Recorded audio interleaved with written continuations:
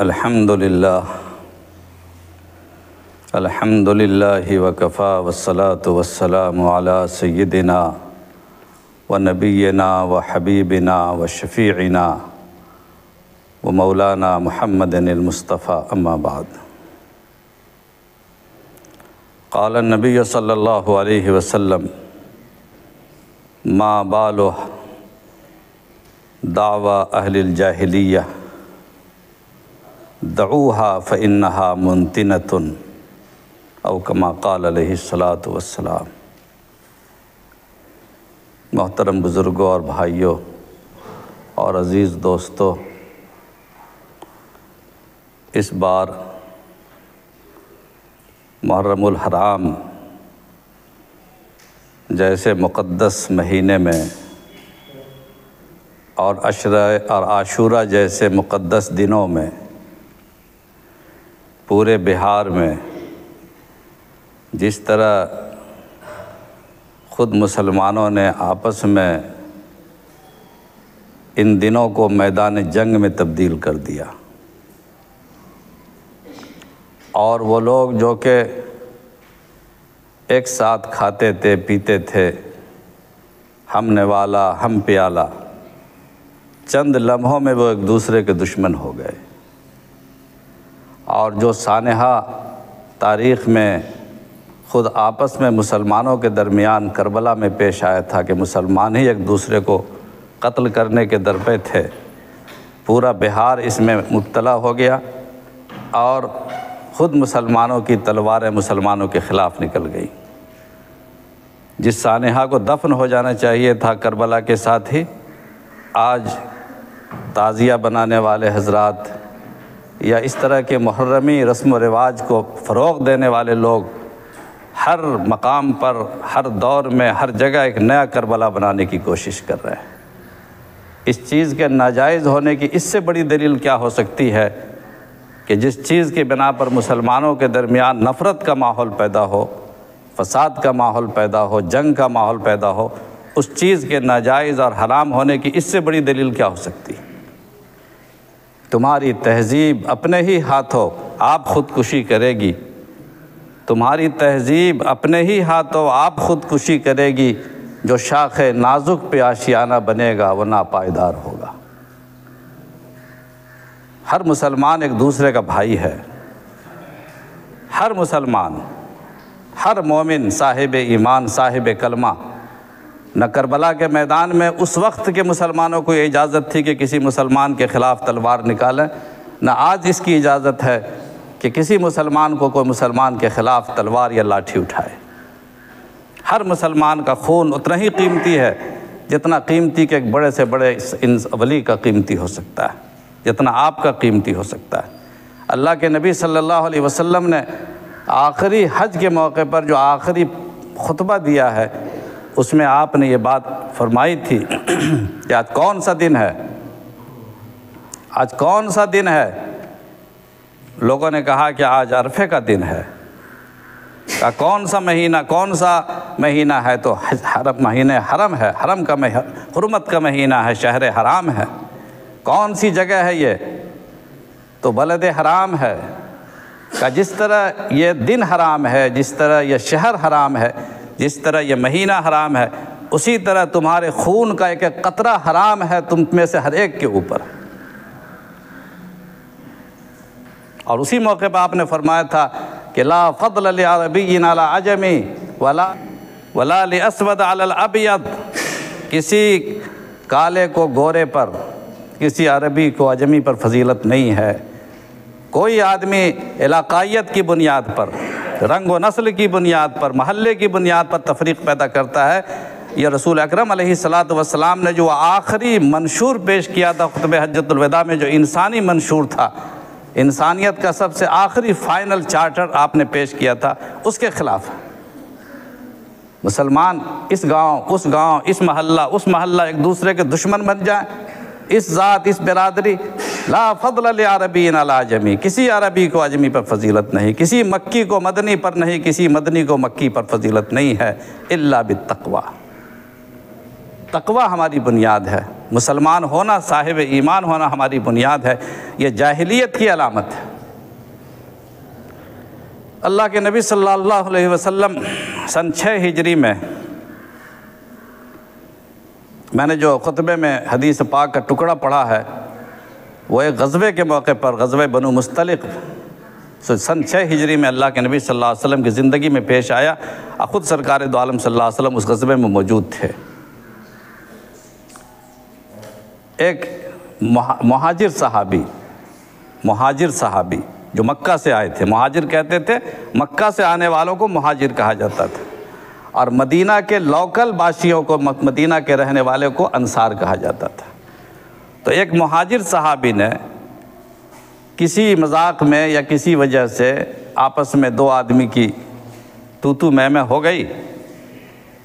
اتفاق کی بات ہو، 2 مہاجر میں بھی ہو سکتی تھی تو میں، سفر میں ساتھ میں ہیں، کھا رہے ہیں، پی رہے ہیں، چل رہے ہیں، کسی وجہ سے کسی میں بھی اختلاف ہو سکتا تھا، لیکن اتفاق کی بات ہے کہ اس مہاجر کا اختلاف تو میں بحث جو ہو گئی وہ ایک انصاری صحابی سے ہو گئی۔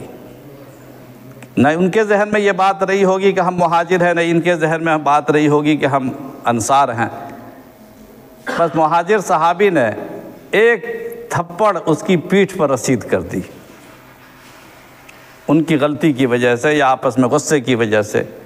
بس فوراً اس انصاری صحابی نے اس کا شکوہ کرنا چاہیے، انہوں نے یہ کہا کہ یا للانصار، اے انصاری بھائیو، دیکھو ہم کو ختم کر رہے ہیں یہ مہاجر بھائی۔ اس نے بھی کہا یا للمہاجرین، اے مہاجر بھائیو، دیکھو یہ انصاری ہم پر جو ہے ڈپٹ رہا۔ یہ باتیں رسول اکرم علیہ السلام کے پاس پہنچی، آپ نے فرمایا کہ ما بال ھذا دعوی ھذہ الجاہلیہ، ما بال دعوی اہل الجاہلیہ، یہ جاہلیت کا اسٹائل، یہ لب و لہجہ، یہ انداز، یہ جاہلیت کا ہے، چھوڑو اسے، یہ انتہائی بدبودار چیز ہے۔ فَإِنَّهَا مُنْتِنَةٌ، گھناؤنی چیز ہے، نفرت کے لائق چیز ہے۔ فلانا اور فلانا سب کلمے بھائی ہیں، سب کلمہ شریک ہے، کوئی فرق نہیں ہے۔ مسلمان انما المؤمنون اخوہ، تمام مومن بھائی بھائی ہے، کوئی فرق نہیں ہے کسی مومن کے درمیان۔ اگر کوئی تفریق پیدا کرتا تو سب سے بڑا مجرم وہ انسان ہے۔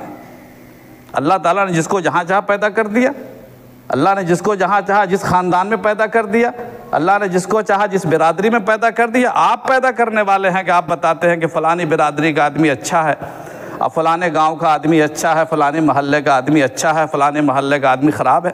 آپ فیصلہ کرنے والے کون ہوتے ہیں؟ یہ اللہ کی تقسیم پر اور اللہ کی تخلیق پر اعتراض ہے۔ اس سے بہت زیادہ بچنے کی ضرورت ہے دوستو، اور یہ بہت بڑا فتنہ ہے، یہ عصبیت جاہلیہ ہے، یہ اچھے اچھے لوگوں میں باقی رہ جاتی ہے، اچھے اچھے لوگوں میں عصبیت جاہلیہ۔ یہ فلانے علاقے کا رہنے والا ہے، آپ بہار سے باہر نکلیے تو بہار کا رہنے والا ہے، یہ بنگال کا رہنے والا ہے، یہ فلانے جگہ کا رہنے والا ہے۔ اداروں سے عصبیت، اداروں کی بنیاد پر عصبیت کی، فلاں ادارے کا پڑھا ہوا ہے۔ یہ عصبیت کی جو بنیادیں ہم نے بنا رکھی ہے، ساری کی ساری عصبیت جاہلیہ ہے۔ اللہ کے نبی صلی اللہ علیہ وسلم نے فرمایا کہ میں نے سب کو برابر کر دیا ہے۔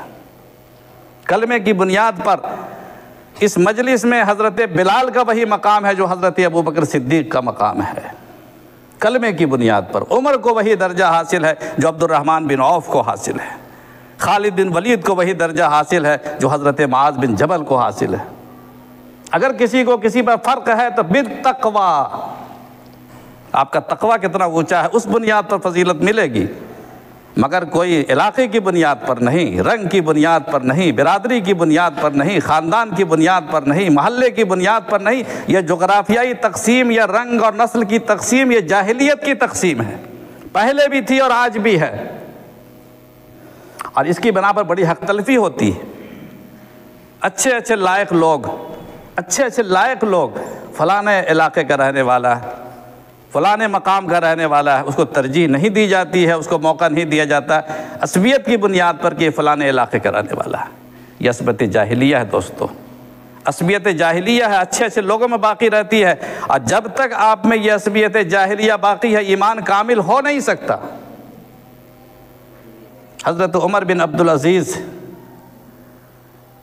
رحمۃ اللہ علیہ خلیفہ راشد ہیں، اور صرف 36 سال کا نوجوان، 36 سال کا نوجوان، اس پر بار خلافت آتی ہے، خلیفۃ المسلمین ان کو بنایا جاتا ہے۔ ذہن کے حاشیے میں بھی نہیں تھا کہ مجھے خلیفہ بنا دیا جائے گا۔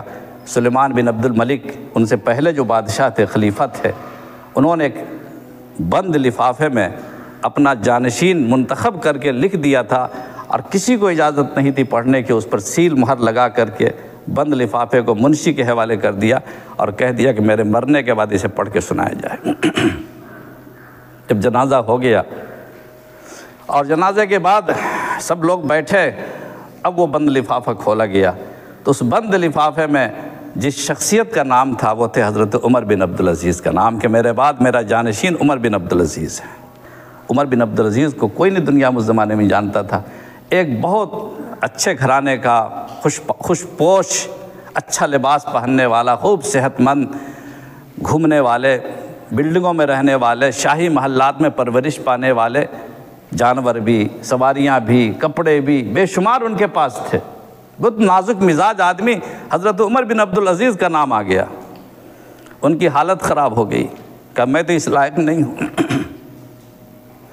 جامع مسجد دمشق میں جمعہ کے موقع پر جب سارے لوگ موجود تھے، حضرت عمر بن عبدالعزیز رحمۃ اللہ علیہ نے کہا کہ دیکھیے، میرا نام میرے پہلے پیشرو نے، سلیمان نے میرا نام چن لیا ہے، آپ پر مجھ کو خلیفہ بنا دیا ہے، مسلط کر دیا آپ کو میرے اوپر، میں اس لائق نہیں ہوں۔ یہ اصل میں حق تھا آپ لوگوں کا، عوام کا حق تھا کہ اپنا خلیفہ کسی کو چنے، اس لیے میں اس خلافت سے دستبردار ہوتا ہوں، آپ جس کو چاہیں اپنا خلیفہ بنا لیں، اپنا امیر بنا لیں، اپنا بادشاہ بنا لیں۔ حضرت عمر بن عبدالعزیز کے اس اعلان کے بعد سب نے کہا کہ نہیں، آپ ہی اس لائق ہیں۔ دیکھیے، جس چیز کو چھوڑیے گا وہ آپ کے پیچھے پڑ جائے گی۔ چھوڑنا اس بات کی دلیل ہے کہ آپ مخلص ہیں۔ اللہ نے صرف 2 سال 5 مہینے ان کو موقع ملا کام کا۔ 36 سال کا لڑکا، 36 سال کا نوجوان، تصور نہیں کر سکتا ہے، جو اتنے عیش و آرام میں رہنے والا انسان اچانک ایسا تبدیل ہو گیا۔ سارے مکانات جو ان کے نام پر خاندانی آ رہے تھے، سب کو بیت المال میں داخل کیا، بیوی کی تمام جائیداد کو داخل کیا، تمام کپڑے داخل کر دیا، اپنا کپڑا بھی داخل کر دیا، سارے کپڑے، ایک کپڑا رہ گیا، وہی کپڑا دھونا، وہی کپڑا پہننا۔ یہاں تک کہ مرض الموت کا واقعہ ان کی بیوی بیان کرتی ہے کہ مرض الموت میں جس میں انتقال ہوا ہے، کپڑا گندا ہو گیا تھا، لوگ آتے تھے ملنے کے لیے، عادت کرنے کے لیے، لوگوں نے کہا ان کی بیوی سے کپڑے چینج کروا دیجئے، بہت گندا ہو گیا۔ کوئی جواب نہیں دیا۔ جب ایک قریبی کسی خاتون نے بار بار پوچھا، جواب نہیں ملا، تو انہوں نے کہا ان کے پاس اسی ایک کپڑے کے علاوہ کوئی دوسرا کپڑا نہیں، کہاں سے چینج کریں؟ کتنا بڑا خلیفہ، اس قدر شان و شوکت سے پلنے والا نوجوان اتنا بڑا درویش بن گیا، اور اتنا انصاف، کہا کہ کوئی تقسیم نہیں کہ خلیفے بنو امیہ اور بنو عباس اور فلاں اور فلاں، صرف اور صرف مسلمان، صرف اور صرف ایمان، کلمے میں جو انسان شریک ہے سارے کے سارے برابر، میرا درجہ آپ سے اونچا نہیں ہے۔ اور یہ بھی اعلان کیا کہ جو آپ لوگوں کے درمیان شہروں میں جو حکمراں بنائے گئے، گورنر بنائے گئے، وہ آپ سے اونچے نہیں ہیں۔ ان کو ایک ذمہ داری دی گئی ہے، وہ ذمہ داری ادا کر رہے ہیں، اگر آپ کو شکایت ہو فوراً پہنچے۔ یہ ماحول حضرت عمر بن عبدالعزیز نے آسانی سے نہیں بنایا۔ جتنی جائیداد اپنے خاندان کے لوگوں نے ضبط کر رکھی تھی، ایک زمانے سے بنو امیہ کی حکومت تھی، ناجائز جائیدادوں کی کمی نہیں تھی، سب نے ضبط کر رکھی تھی۔ پہلی تحریک اپنے خاندان سے شروع کی، بنو امیہ کو جمع کیا اور کہا کہ جس کے پاس بھی ناجائز اس کے آبا و اجداد سے جو جائیداد آئی ہے ساری کی ساری بیت المال میں داخل کرو، یہ تمہاری نہیں ہے، یہ سب ظلم سے حاصل کی گئی۔ ایسی تحریک چلائی کہ خاندان والے مخالف ہو گئے، اور پھر بھی انہوں نے اپنا کام جاری رکھا اور مخالفتیں بھی جاری رہیں، اور یہاں تک کہ صرف 2.5 سال کی مدت میں ان کو زہر دے کر کے خاندان کے لوگوں نے ہی شہید کر دیا۔ اگر وہ 36 سال کی عمر میں تھے، اگر اپنی عمر طبی کو پہنچتے تو دنیا میں کتنا بڑا انقلاب آتا، لیکن پھر بھی 2.5 سال میں وہ انقلاب برپا کیا کہ جس دن ان کا انتقال ہوا، اس انتقال کی خبر روم کے بادشاہ، ایک سپر طاقت روم اس زمانے میں تھی، روم کے بادشاہ کو خبر ملی تو اس نے کیا تأثر بیان کیا، اس نے کہا کہ عمر بن عبدالعزیز اتنا مقدس اور اتنا بزرگ انسان تھا کہ اگر وہ عیسائی تھا، روم کا بعد عیسائی، کہ اگر حضرت عیسیٰ علیہ السلام کے بعد کسی کو مردے کو زندہ کرنے کی صلاحیت ہو سکتی تھی تو عمر بن عبدالعزیز میں ہو سکتی تھی۔ وہ اتنا معتقد تھا ان کا، حضرت عیسیٰ کے بعد کسی کو مردے کو زندہ کرنے کی کیپیسٹی تھی تو عمر بن مردہ معاشرے کو زندہ کر دیا۔ ایک ایسا معاشرہ جس میں ہر شخص ظالم تھا، ہر شخص خائن تھا، ہر شخص بددیانت تھا، زندہ کر دیا۔ ایک مسجد کا قصہ چلا آ رہا تھا، جامع مسجد دمشق کا قصہ چلا آ رہا تھا، ایک زمانے سے حضرت امیر معاویہ کے زمانے سے وہ جنگ چلی، جامع مسجد دمشق کے جامع مسجد کے بغل میں کلیسا گرجا تھا عیسائیوں کا۔ لوگوں نے کہا کہ مسجد تنگ ہو رہی ہے، بغل میں گرجا ہے، اس کو شامل کر لیا جائے، پیسے سے خرید لیا جائے، لیکن عیسائی تیار نہیں ہوئے دینے کو، کسی حالت میں تیار نہیں ہوئے، یہاں تک کہ ولید کا دور آ گیا۔ ولید کا دور آ گیا تو ولید نے کہا کہ اس گرجا والوں سے کہ تم سے ہر حال میں ہم گرجا لے کے رہیں گے، تو بادشاہ ہے، خلیفۃ المسلمین، امیر المومنین ہے، کہا تم سے ہر حال میں ہم گرجا لے کے رہیں گے، اگر تم پیسے سے نہیں دو گے ہم زبردستی لے لیں گے۔ جب اعلان حکومت چاہے کسی چیز کو لینا تو کون روک سکتا ہے؟ کہا تو ان لوگوں نے کہا، گرجا کے لوگوں نے، کہ جو اس گرجا کو توڑنے کے لیے آئے گا، جو بلڈوزر آئے گا وہ مر جائے گا۔ حضرت عیسیٰ کی بد دعا، حضرت مریم کی بد دعا لگے گی۔ بس یہ سن کر کے اس کو اور تیش آ گیا، کہا کہ میں خود جاؤں گا توڑنے، چلو دیکھ کیسے مرتا ہوں میں۔ بس کدال لے کر آیا اپنی پوری فورس کے ساتھ، اور اپنے ہاتھ سے اس نے کدال چلایا، اور آخر کا گرجا کو بھسم کر کے زبردستی جامع مسجد دمشق کی توسیع کر کے اس کو مسجد میں شامل کر لیا گیا۔ یہ تاریخ کا سچا قصہ ہے، ولید نے ایسا کیا تھا۔ جب یہ حضرت عمر بن عبدالعزیز خلیفہ بنے، ان کے بہت کئی پیڑھی کے بعد، تو عیسائیوں کو امید جگی کہ اب انصاف ملے گا۔ اب وہ مقدمہ لے کے حضرت عمر بن عبدالعزیز کے پاس سارا قصہ مقدمہ بیان کیا کہ ایسا ایسا واقعہ ہوا۔ حضرت عمر بن عبدالعزیز نے دمشق کے گورنر کو حکم دیا کہ یہ گرجا جو زبردستی مسجد میں شامل کیا گیا ہے، اس پورے حصے کو ان کو خالی کیا جائے، مسجد وہاں سے ہٹائی جائے اور ان کو گرجا تعمیر کر کے دیا جائے، گرجا ان کو بنا کے دیا جائے۔ یہ ظلم تھا۔ چنانچہ ایسے ہی حکم جاری ہوا، وہاں پر کام شروع ہوا، مسجد کی توڑنے کا کام بھی شروع ہو گیا۔ جب یہ خبر ملی مسلمانوں کو کہ مسجد توڑی جا رہی، ہم تو کئی سال سے نماز پڑھ رہے ہیں اس میں، تو سب لوگوں نے اس گرجا کے پادریوں کو جا کر ہاتھ پاؤں پکڑا کہ بڑی بے عزتی ہو جائے گی، ہم لوگ نماز پڑھ رہے ہیں، یعنی بڑی مشکل سے ان کو راضی کیا۔ اب وہ راضی اس لیے بھی ہو گئے کہ یہ ہے اسلام کا انصاف، کہ اپنی مسجد کو توڑنے کے وہ راضی ہیں، یہ ہے اسلام کا انصاف۔ کوئی تفریق نہیں ہے غیر میں اور اپنے میں، انصاف اور دین اور اسلام کی آواز محلوں میں تقسیم نہیں ہوتی ہے، رنگوں میں تقسیم نہیں ہوتی ہے، مذہب میں تقسیم نہیں ہوتی ہے، انصاف کی آواز ایک ہوتی ہے۔ کتنے عیسائی مسلمان ہو گئے اس دن، اور آخر کار ان لوگوں نے کہا ٹھیک ہے، جب ایسی بات ہے تو ہم لوگ اجازت دیتے ہیں، مسجد نہیں توڑی گئی۔ اسلام میں کوئی تفریق ہے؟ آپس میں تفریق محلے کی بنیاد پر، مذہب کی بنیاد پر بھی تقسیم نہیں ہے، انسانیت کی بنیاد پر انصاف ملتا ہے۔ کاندھلا کے ایک بڑے بزرگ کا قصہ بہت مشہور ہے، اس دور کی بات بتا رہا ہوں میں، صحابہ کے دور کہیے گا صحابہ کے زمانے میں کیسے ہوگا۔ کاندھلا کے ایک بڑے بزرگ، لوگ حضرت مفتی الہی بخش کاندھلوی کہتے ہیں، لیکن بعض لوگ کسی اور کا بھی نام لیتے ہیں۔ ان کو انگریز، بہت پہلے کے بزرگ ہیں، حضرت الیاس رحمۃ اللہ علیہ جو مبلغ ہوئے بعد میں تبلیغ کی جماعت کے بانی، ان کے بزرگوں میں جد اکبر میں سے تھے وہ۔ تو ان کے زمانہ انگریزوں کی حکومت تھی، کاندھلا میں ایک مسجد کا تنازع تھا، ایک مسلمان اور غیر مسلموں کے درمیان۔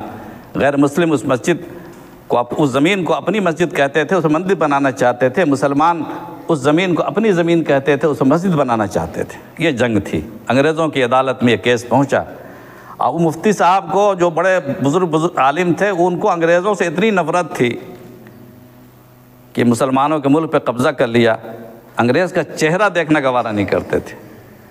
اب ان لوگوں میں جب اختلاف مقدمہ پہنچا تو جج نے کہا، انگریز جج نے، کہ تم لوگ آپس میں طے کر لو، صلح مصالحت کر لو تاکہ اس مسئلے کو حل کیا جا سکے۔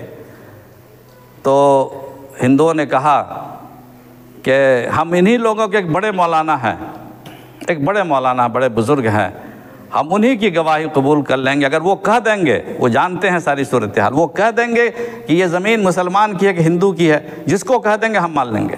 مسلمان تو بہت خوش ہوئے، چلو بھائی اپنے ہی آدمی گواہ ہے۔ تو ہم جیسے لوگ بھی ایمان فروش، دین فروش، ضمیر فروش ہوتے تو اپنے پارٹی کو دیکھ کر، اپنے لوگوں کا چہرہ دیکھ کر یہی کہتے ہیں کہ بھائی ہم اپنے حق میں گواہی دیں گے، جھوٹ بولیں گے، جبکہ وہ زمین واقعتاً ہندوؤں کی تھی۔ مفتی صاحب نے کہا میں تو انگریز کا چہرہ دیکھ نہیں سکتا، مجھے نفرت ہے، مجھے قسم کھایا ہوا انگریز کا چہرہ نہیں دیکھوں گا میں۔